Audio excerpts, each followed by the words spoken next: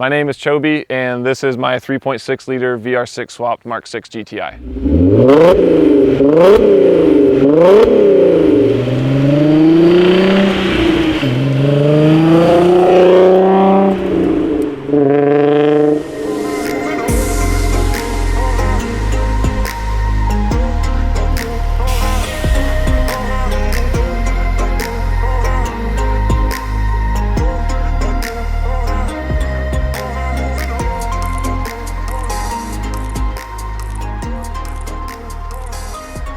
Mark 6 GTIs only came with a TSI, a 2-liter turbo. So yeah, this engine doesn't belong in here. I'm not the first person to do this swap. My big drive with this was I myself wanted to document everything because I know people out there who want to do this swap, who need a resource, and up until I kind of documented everything and put it on YouTube myself, there was just little to no info on doing this swap.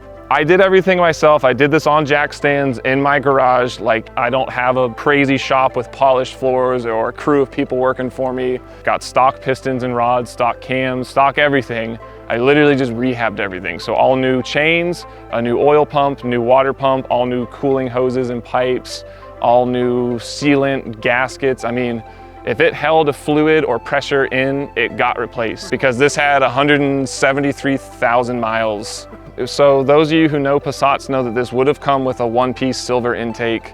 Also, those of you who know those engines know how much of a pain in the booty it is to work on VRs that have the one-piece manifold. So I swapped this to a later 2-piece black manifold. It makes working on the top end of the car way easier because I can just zip the top half of the intake off and now I have access to the valve cover. Essentially, if it was metal, it got powder coated, including the entire transmission. Both case halves are powder coated. The oil pan's powder coated, the valve cover. If it was metal and if I took it off, I powder coated it. I did all the powder coating on the whole car myself. I did this, no, I didn't do this all by myself. My son was with me. I had him strapped in. If he wouldn't go down for a nap and I had the itch to work on this car, he was clipped in, he was there. So he's probably doomed to be a car guy too. Oscar loves wiring. Let's not waste any time, let's get into it. There are people out there on Instagram and on YouTube who have 3.6 Mark 6 swaps, and so I would DM those people, and so I'd ask them, what resources should I look at, steer me in the right direction. Again, not asking them for, hey, send me every single thing you did, please, so I can do this to my car, and basically got, kick rocks, essentially. The best thing I can say, the wiring took me, I probably have 300 or 400 hours in wiring. It's not just like unplug and plug in. There's all sorts of CAN communication signals that the Passat ECU is sending that are like going to wrong channels in that body harness. So I had to split apart the body harness. It's a 94-pin connector. I had to blast apart the 40-pin connector on my GTI fuse box, and I later found out I actually had to do the Passat fuse box. So I had to add another 26-pin connector. So the fuse box now has 66 pins. And basically all of that has to get blasted apart and repinned. For me, it was like a 300 or 400 hour journey, but that included reading the Passat, looking at the GTI diagram, just studying them both, checking voltage, checking continuity. And that's where my son was present. Because it's like I can use a multimeter and not like harm him or myself. I don't want people to think that I'm like under the car, like spraying gasoline with my son strapped to me, just for the record. I think you can go onto ElsaWeb and like buy a 1-day pass and then go to your local library and just print as much stuff as you can while you have access to that ElsaWeb, and then get your stuff side by side and just start making notes.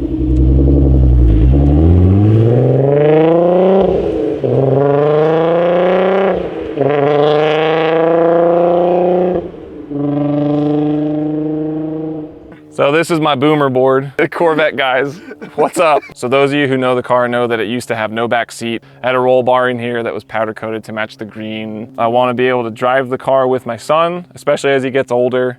And so that all had to come out.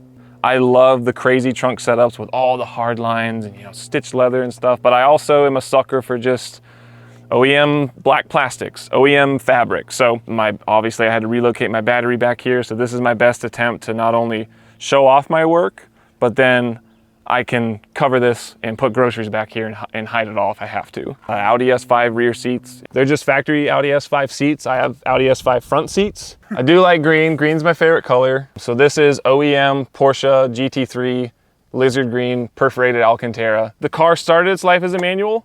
It still is a manual. It is a different transmission because of the VR. Super short, like that's the throw.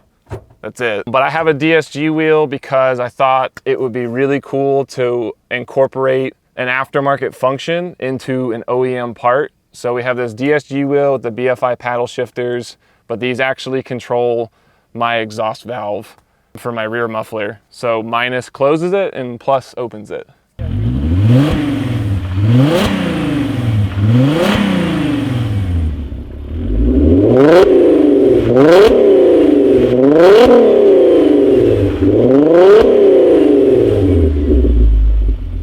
One of my favorite things I've done is I did put OEM Euro folding mirrors. So when I lock the car, if you hold it, then the mirrors fold in. It's just one of the absolute most pointless things on like a small economy car that doesn't need to do that. But I'm just a sucker for OEM. These are my all-time favorite wheels. These are OZ Futuras. I built these and powder coated these to 18x10 ET25, I believe. So they're aggressive spec. And then I have Porsche 986 brakes, also powder coated in Porsche Lizard Green. The only non-OE or OEM fitment spec parts in this bay would be the cone filter, which is a super temporary with my little all thread bracket.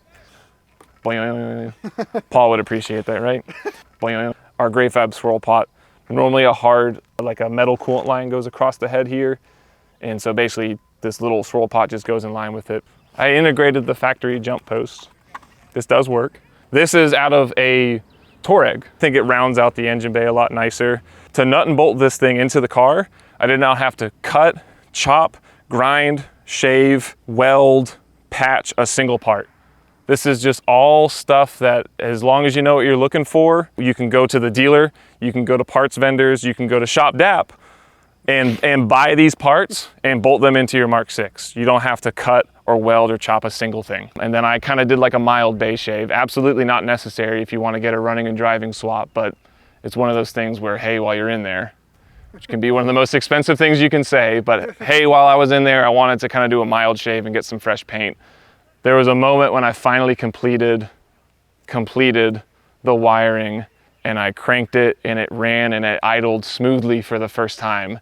And I honestly cried because I did not think I would be able to get this car to that point on like by myself, just because it's like I was deep into uncharted territory at that point as far as what I thought I was capable of. I think just the overall driving experience, the way that the throttle is so much snappier. You know, you're not waiting for a turbo to spool up. VRs are just so dang buttery smooth. Every single time I have to second guess, like, am I taking the GTI over the practical daily? Because it's just that much fun to drive. But this thing lacks in top speed or horsepower. It 100,000% makes up for in the way it feels, in the way it makes me feel, and in the way it sounds. If y'all are interested in kind of seeing the entire saga start to finish of this build, I myself have a YouTube channel. It's 94Co. Start to finish, over 8 months of footage crunched down into like 2.5 or 3 hours across a couple episodes of me building this car. If you want to see me cry after starting it, you could go do that.